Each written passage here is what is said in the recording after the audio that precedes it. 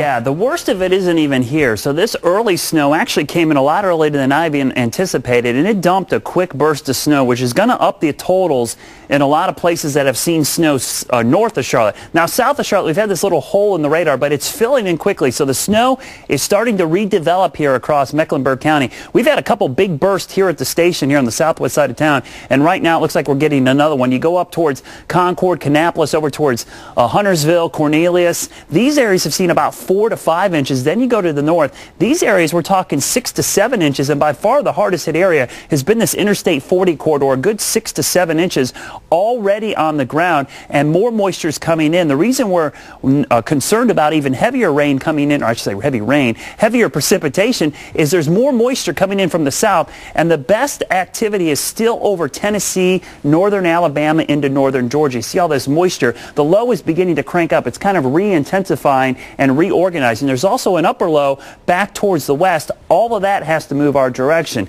Temperatures right now pretty much area-wide at or below the freezing mark. The roads up here are treacherous because not only do we get the heaviest snow, but we also have temperatures only in the upper 20s. The warmer spot is out in Rockingham right now where temperatures are in the 30s. Here's the storm system. This is the upper low. The surface low is down here, but look at this plume of moisture. It's actually still to our west. When this plume of moisture gets right over us, that's when we see the heaviest snowfall amounts. And with dew points still in the 20s and drier air coming in, we'll continue to slowly cool the atmosphere as these temperatures drop throughout the night. You see the Arctic air being supplied from the north. That's moving in on northeast winds. So as we go through the day tomorrow, this is actually overnight, all of this is sleet and snow, and I think primarily snow, wet, heavy snow. Through the day, 7 a.m., it's coming down.